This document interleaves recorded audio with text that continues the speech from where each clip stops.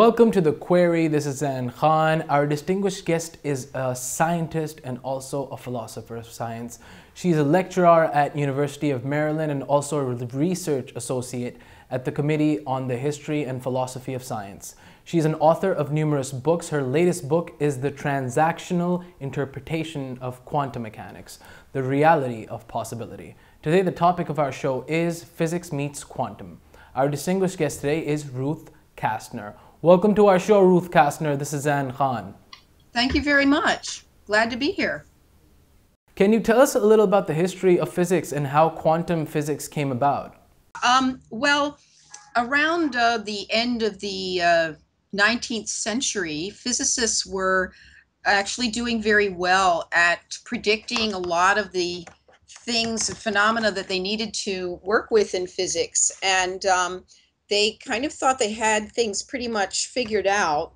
But then they realized that when dealing with very small systems like the atom, which was a fairly new idea back then, the theories that they were working with, and particularly electromagnetic theory, were having a problem dealing with that kind of object. The atom is one of the basic constituents of matter. Of course, we now know that the atom also has its own little subatomic particles, but back then they were trying to figure out what atoms were, and they were working with the kind of a model that had the nucleus of the atom, with the inner part of it was a positively charged object, and the outer part of the atom was the whole picture was kind of like a picture of our solar system, so that you had the role of the sun was being played by that nucleus, which was positively charged, and then the role of the planets kind of orbiting around the nucleus was played by the electrons, which are negatively charged, very tiny particles. And their theory that they were working with that was so successful in other areas, the classical electromagnetic theory, seemed to be saying that if these electrons were like little planets orbiting around the nucleus, that if they were going through this kind of circular motion, they should be radiating away their energy. And in that picture, if you think of a kind of a rocket ship or something orbiting a planet, if it's radiating away, if it's losing its energy, its orbit is decaying and it's going to crash into the nucleus. So the planet, if it's orbiting a planet. So this was their problem. They kind of had a model of the atom where their theory that had been working so well began to break down. And they needed to work with something different, a completely different picture that would describe an atom, which is a very stable object, because it has to be stable if it's going to be serving as kind of a building block of matter. So that's a little bit of the background that led physicists to realize that their classical theories were not really working for them, and they needed to come up with something new. What is meant by the word quantum exactly? So the word quantum, it's kind of used in many different contexts, but the basic idea is that it's it's an object or an amount of something that can't be divided further, like a fundamental unit. So kind of in our digital age, if you think of like a pixel on your screen, the pixel is either on or off. In the same way, a quantum either exists as a whole undividable, indivisible unit, or it doesn't exist. It's kind of there or it isn't. So it's a kind of a digital concept. And another meaning to the word quantum, in the context of some of the relativistic theories that deal with very high speeds and high energies, is the idea that there are fields, and these fields are kind of mysterious in a way. They're quantum fields. They are the newfangled version of the electromagnetic field. So when I was talking about how classical physics and its electromagnetic theory wasn't really working, the new quantum version of the electromagnetic theory deals with a field, an electromagnetic quantum field. And this is something that can be excited. And the way it gets excited is only in a certain discrete amounts of energy. So that if you excite this field, if the field becomes elevated into an excited state, there's either like one quanta of the field available, or there's two, or there's three. So there are just kind of digital amounts of that field available. And so that's a very different concept, where previously in the classical theories, you think of energy as something that can just, there can be any amount of energy. It's sort of a continuous quantity. But with the quantum, it's a word that denotes that something is either all there or it's not there. And the quantum is a concept that came about, as I was saying earlier, when physicists realized that their classical theories were failing. They kind of stumbled on it, and the person who first stumbled on it was Max Planck, and he was trying to formulate a way of making electromagnetic theory work. And in doing so, he decided to use what he thought was just a mathematical trick of using quanta of energy, and just saying, let's just suppose that energy just comes in bundles. And he called them, the bundles were characterized by a certain very tiny quantity. And this quantity, it turns out, he couldn't get rid of it. He came up with a theory based on this quantity, this quantum, if you will, and it worked, and it was a great success. And then he thought, well, now let me try to make this quantity go to zero, and he couldn't. So it became realized that you had to have quanta of energy, and those quanta were characterized by what became known as Planck's constant. What is new and unexpected about the quantum? The quantum is, if you deal with its use in quantum theory, which is the new theory, it has an aspect to it that seems to be inherently unpredictable.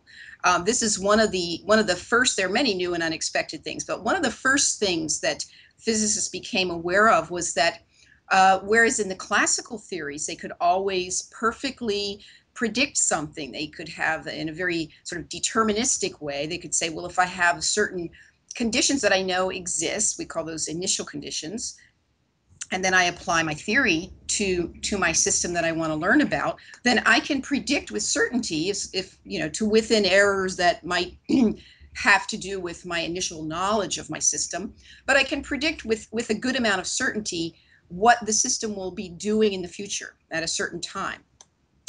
With quantum theory, there was a problem with that. And the problem was that you had to describe your system by a quantum state that had to do with how you'd prepared your system. So then you might know that quantum state very well. But then if you wanted to measure your system, suppose you started it out in a very well localized position. So you say, I have a particle and I know exactly where it is. Now I'm going to let it just do its thing and kind of propagate along. And then at some future time, I'd like to find out how fast it's going. Say you wanted to do that experiment. Well, classically, you could have done an experiment like that and come up with a single answer. But with quantum theory, you can do that experiment and you won't have a single answer. All you will have is kind of a list of answers that all have a certain probability of being true. So the main thing that confronted physicists was that they could not predict with certainty the future behavior of their system. They even if they knew everything they could possibly know about it at the beginning, and then they knew exactly how it was being affected during its whatever it did after that, propagating in some way, they might be able to describe that propagation very well and with certainty. But yet, if they wanted to make certain kinds of measurements at the end of that, they could not know for sure what the outcome of those measurements would be. So that's one thing that's very strange. And another thing that's very strange about the theory is that if you have two quantum systems that are correlated, what we call them entangled, so that they are jointly described by a particular state, that state in some way can't divide the two particles. And so it's as if they are one, again, like the quantum I talked about earlier. It's as if they are some indivisible unit. And this gives us a puzzle about non-locality, meaning that you could send these two objects off to different parts of the galaxy, and they'd be at opposite ends, say, of the galaxy. And then if you had some experimenters on either end and they did their own little experiments, in a certain sense, the experimenter on one end, when he measured his particle, would know exactly what was going to happen to the other particle simply because those two particles were entangled in this quantum way. And that seems to violate the idea of relativity that says that you can't have influences traveling faster than the speed of light, because it seems as though it's an instantaneous influence. So those are just two of the things that are unexpected about quantum theory and have generated a lot of puzzlement. Is quantum physics just a recipe of calculating results, or does it describe something about reality? Well, this is a kind of a controversial question because it really depends on your point of view and what you think needs explaining.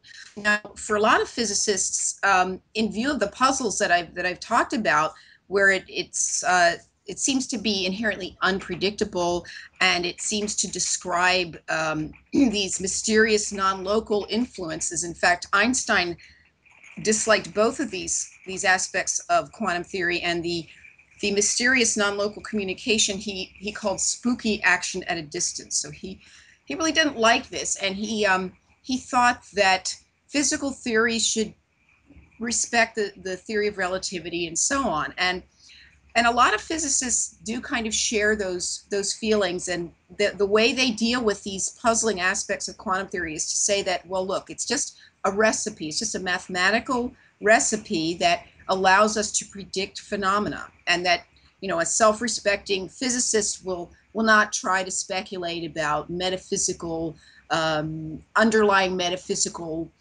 things that might be going on that in principle perhaps we could not observe. And so they may tend to want to say that quantum theory is just that. It's just a theory that has that acts as a way to, as an instrument, if you will, for letting people predict phenomena, and that they would caution that it's not a good idea to try to venture into, you know, speculative ideas about the metaphysics of what might be going on beneath the surface if we can't ever observe it. Now, on the other hand, I don't happen to agree with that point of view, simply because I think that what my point of view would be called realism, that I like to be realist about quantum theory, meaning that I think that the reason the theory works so well is because it does describe something about our physical reality. It's sort of, to me, if you want to just say, well, let's not talk about what it really means. Let's not talk about whether the theory really describes reality. You know, because if we want to say that, we kind of, how can we verify what we're saying? And so a lot of people will not want to go there. However, they can explain in that case why the theory is so successful. I mean, I could come up with some other mathematical formalism that might look superficially very much like quantum theory, but it wouldn't work at all. So to me, the fact that the theory works so well, it's so physically effective, to me means that it is describing something about fundamental reality. And I happen to think that we can learn something about fundamental reality from quantum theory if we explore it in that spirit. You know, if we say that, well, the reason we need quantum theory, the reason classical theory wasn't good enough, is because perhaps there is more going on in reality, in physical reality, than we thought. And I kind of think of this as classical theory being like the tip of the iceberg, that we can, yes, we can observe it and we see that it's there and we can all corroborate our perceptions. But on the other hand, there's more. We all know there's more to the iceberg than just the tip of the iceberg, that there's a lot underneath the surface that I think quantum theory may be pointing us to. And the challenge is trying to be rigorous in understanding what that is. We want to be able to have reasoned argument and not be completely speculative. But on the other hand, we are dealing with phenomena that, well, aren't really phenomena, because phenomenon means something that is observable. And these objects, perhaps pointed to by quantum theory, may not be observable even in principle. Thank you so much, Dr. Ruth Kastner, to be in our show. It was a pleasure and honor to have you on The Query. Okay, thanks very much. It's my pleasure. Thanks a lot. We were talking to Ruth Kastner, an eminent philosopher of science and also an eminent scientist. We were discussing the topic of when physics meets the quantum. Until the next query arises, this is Zain Khan. Take care and goodbye.